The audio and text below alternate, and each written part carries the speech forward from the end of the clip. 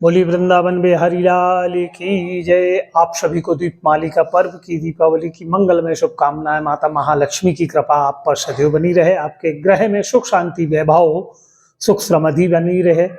और आज हम आपके लिए लाए हैं कि श्री सूक्त का जो चमत्कारी जो पाठ है, यह पाठ आपको कैसे करना है।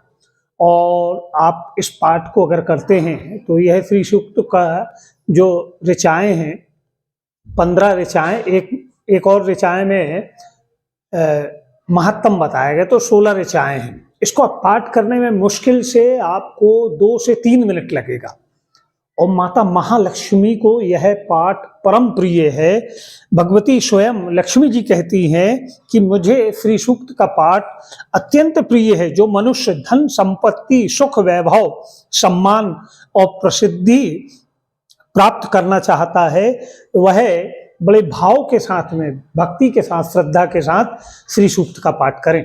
तो यह शुभ अवसर आपको प्राप्त हो रहा है दीपावली की रात्रि में। माता महालक्ष्मी का बड़े भाव से आप पूजन अर्चन कर लें, और जो आपको आतिशबाजी प्रसादी वगैरह वितरण करना है सब कुछ कर लें। फिर बड़े भाव से शांत मन एकाग्र चित्त से, क्योंकि जब आप इस पाठ करने को बैठें उस समय आपका मन स्थिर हो, एकाग्र भाव से आप इसका पाठ करें, तो यह आपके लिए अत्यंत फलदायी है।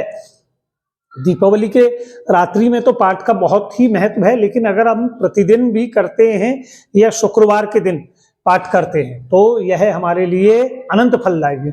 आपके यहाँ धन है, वैभव है, बड़ी अच्छी उत्तम बात है, लेकिन फिर भी आप माता जी को धन्यवाद निमित्त आप इस पाठ को कर सकते हैं कि हे माता महालक्ष्मी, आपकी मंगल में कृपा दृष्टि सदैव बनी रहे।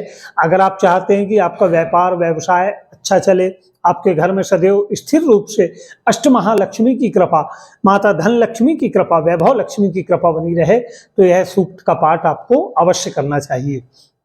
अब इस श्री सूक्त का जो पाठ है, यह श्री सूक्त की पुस्तक जो है आपको बाजार में बड़े आसानी से उपलब्ध है, मिल जाएगी श्री सूक्त की, और आप ला सकते हैं। और एक सुंदर सी चौकी या पटा पे एक लाल कपड़ा बिछाकर उस वहां पर आपको यह सर्वप्रथम यह श्री सूक्त की जो किताब है, इसको आपको हाथ में लेकर ऐसा कदापि नहीं पढ़ना है।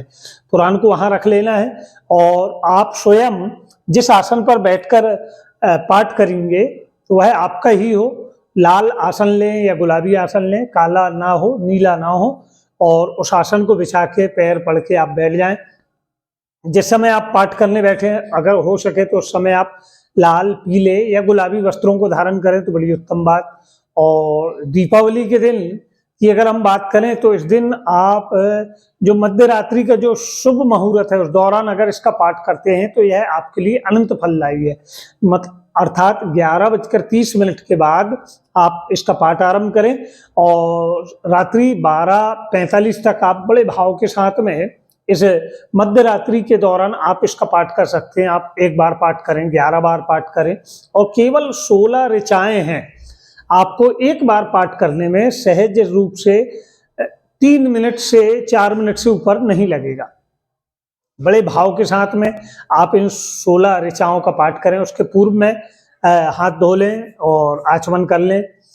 3 बार जल आपको पीना रहेगा। तत्पश्चात हाथों में एक लाल फूल ले लें, एक कमलगट अगर हो तो वह भी ले लें। कमलगट में थोड़ा आप इत्र अवश्य लगा लें, और पुष्प अगर कमल का मिल जाए बड़ी उत्तम बात, ना हो तो आप गुलाब का फूल ले लें, कोई भी सुगंधित पुष्प आप अवश्य ले लें। और माता महालक्ष्मी से प्रार्थना करें कि हे माँ, आज मैं बड़े मन भाव से, भक्ति भाव से, श्रद्धा भाव से आपके निमित्त मेरे द्वारा यह मैं श्री सूक्त का पाठ करने जा रहा हूँ या करने जा रही हूँ, और आपकी कृपा मुझ पर बनी रहे। मन से, वचन से, कर्म से अगर मुझसे कोई भूल हो, माता आप क्षमा करें। ऐसे माता महालक्ष्मी से प्रार्थना करते हुए माता महालक्ष्मी की प्रतिमा हो या फोटो हो, आपने जो भी आपके पूजन स्थान पे हो, वहाँ आप अर्पण कर दें। और ध्यान रहे कि जिस समय आप पाठ करें उस समय वहाँ एक घी का दीपक आप जला पाएं तो बड़ी उत्तम बात। घी का दीपक आप नहीं जला पा रहे हैं तो कम से कम एक धूप बत्ती, कुछ भी अग्नि वहाँ प्रज्वलित धूप बत्ती, अगरबत्ती होना चाहिए। अब जिस समय आप पाठ आरंभ करेंगे तो बड़े भाव के साथ में, भक्ति के साथ में माता जी के इस श्री सूक्त के पाठ का आपने सर्वप्रथम तो संकल्प कर लिया। अगर आप प्रत्येक पूर्णिमा को पाठ करना चाहते हैं, प्रत्येक अमावस्या को पाठ करना चाहते हैं, प्रतिदिन का पाठ करना चाहते हैं या प्रति शुक्रवार का पाठ करना चाहते हैं, तो संध्या समय का, प्रातःकालीन बेला का, जब आपके पास समय हो, लेकिन समय आपका स्थिर रहेगा। दीपावली के रात्रि में तो मध्य रात्रि का बड़ा सुंदर विधान है, उस दौरान तो आप कर लें। और श्री सूक्त के साथ में यज्ञ हवन का भी बड़ा विधान आता है। श्री सूक्त में तो यह आता है कि प्रत्येक ऋचाएं, प्रत्येक जो श्लोक है वह आपने बोला, और घी की एक कटोरी में आप गाय का थोड़ा सा घी ले लें 16 आहुति के निमित्त। एक बार आपने उन मंत्रों को कहा और स्वाहा बोल के अग्नि में जो धूपदानी होती है परथनी, उसमें आप गाय के घी को अर्पण करते जाना है।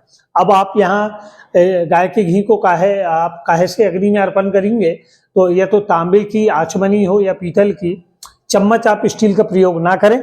और अगर यह ना हो तो आप आम का पत्ता ले लें, उसे बीच में से ऐसा मोड़ कर एक उसमें कोई लकड़ी ऐसी बांध ले कच्चे धागे या मौली धागा से, तो वह चम्मच नुमा बन जाएगा शुरवा, और उससे आपको आहुति देना है, 16 आहुति।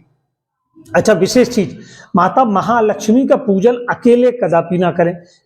साथ में अब आपके मन में आया अकेले अर्थात लक्ष्मी नारायण का पूजन करें, साथ में श्री हरि का भी पूजन करना अनिवार्य है, या श्री गणेश जी एवं लक्ष्मी जी का पूजन करें।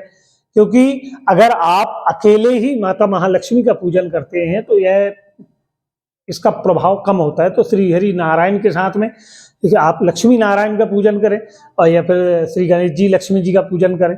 और श्री सूक्त का जब 16 आहुति हो जाए तो 16 बार की यह आहुति भी कर सकते हैं। साथ में कमलगट भी आप अगर उसी घी में कमलगट आप डाल लें और आम के पत्ते से या तांबे की आचमनी से या पीतल की आचमनी से लेकर आप मंत्र कहते हुए अग्नि में अर्पण करें तो माता बड़ी प्रसन्न होती है।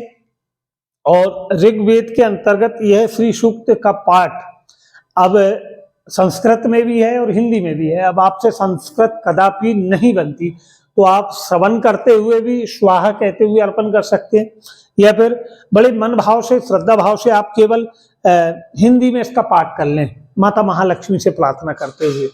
पाठ करने से, कुछ नहीं करने से अच्छा है कि कुछ हम करें। तो बड़े भाव से माता महालक्ष्मी के इस दीपावली पर्व पर आप श्री सूक्त का मंगल पाठ करें, और लोगों तक भी आप यह दिव्य जानकारी भेजें जिससे वह भी इसका लाभ ले पाएं।